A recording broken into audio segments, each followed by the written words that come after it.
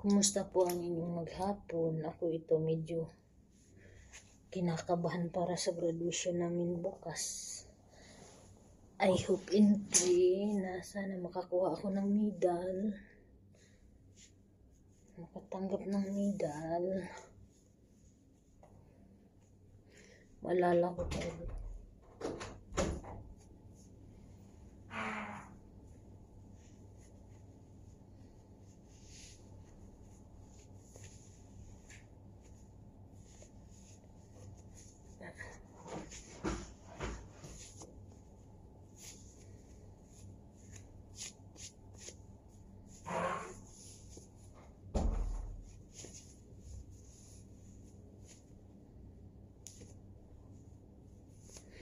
Maalala ko tuloy na bata pa ako.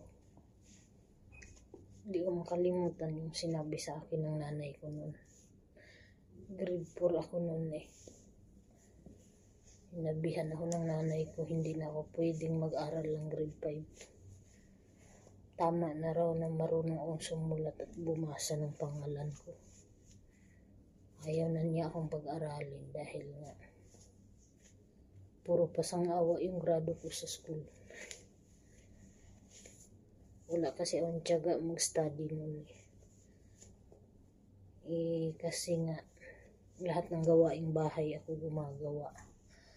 At ang school noon sa probinsya namin, mula umaga hanggang alas 5 ng hapon. Tapos ilang kilometro yung nilalakad namin. Pag uwi ng bahay, ako pa ang mag-igib ng tubig, magluto, magpakain sa alaga naming aso, baboy. Malayo yung igiban tubig. Sa umaga, bago papasok, maaga pa lang mag-igib tubig, sabay paligo. Magwalis kunti sa bakuran, magluto.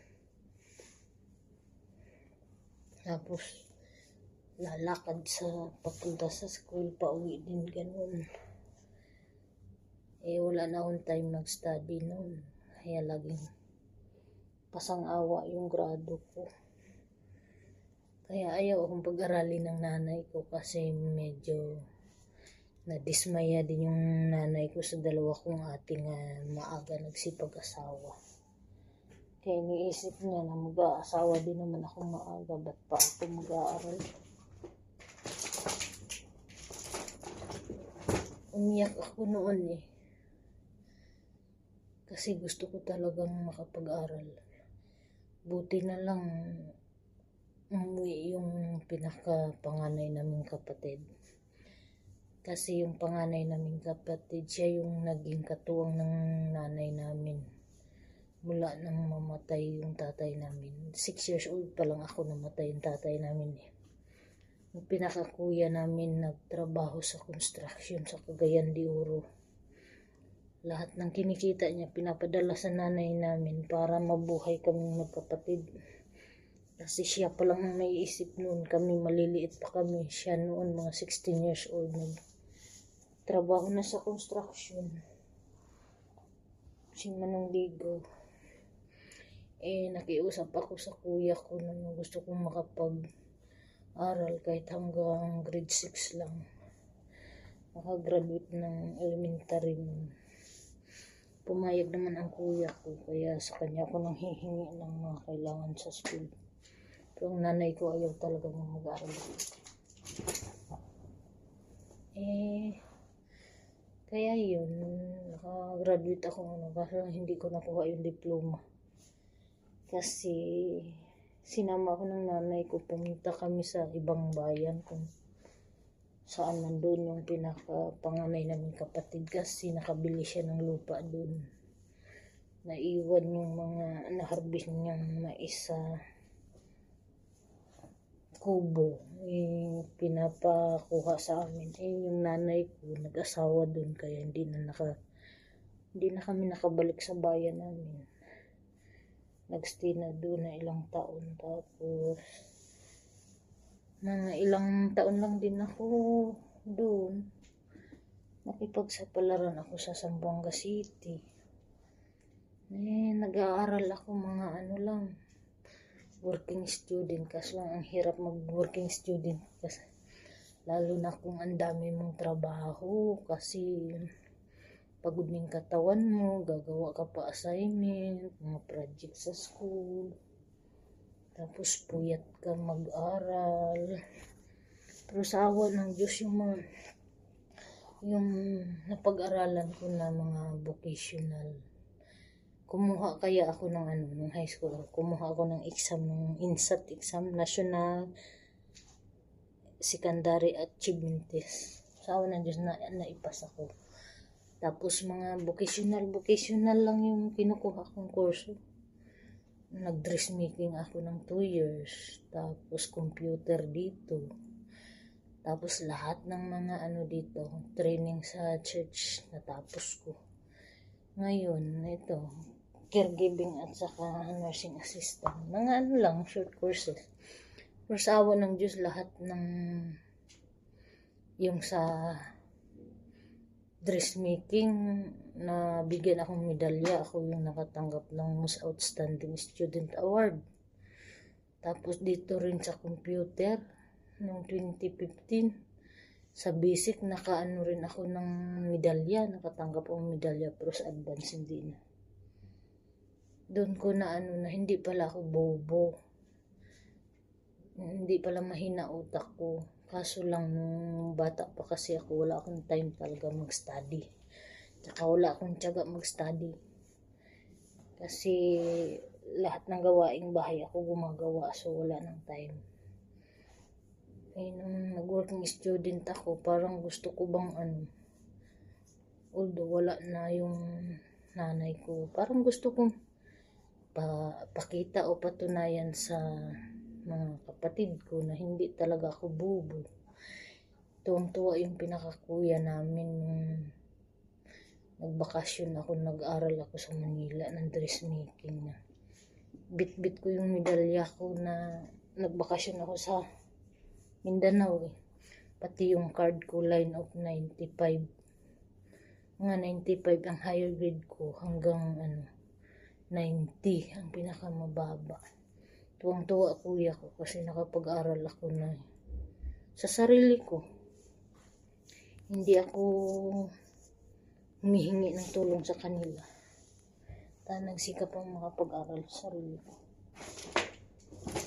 Sana pinagpipre ko bukas makatanggap ako ng medalya. Sigurado pag nakita ng kuya kong may nakuha akong medalya, matutuwa yun.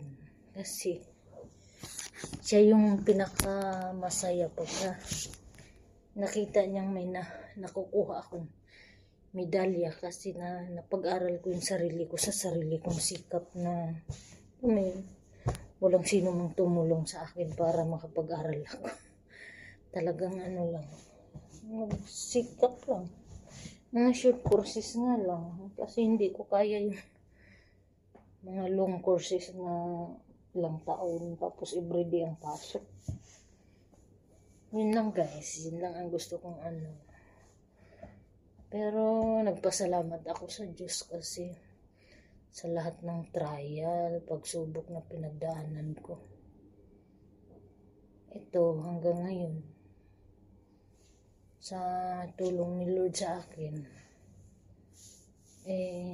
alam mo yung nanay ko kasi, lumaki akong may favoritism yun.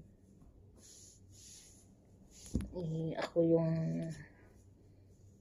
malayo sa kanya. Na pagka may hiningi ako sa kanya noon, gamit sa school, hindi ako binibigyan.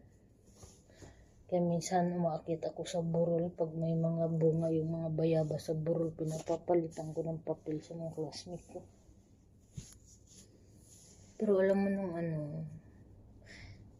inaamin ko, matagal kong dala-dala yung sama na loob ko sa nanay ko.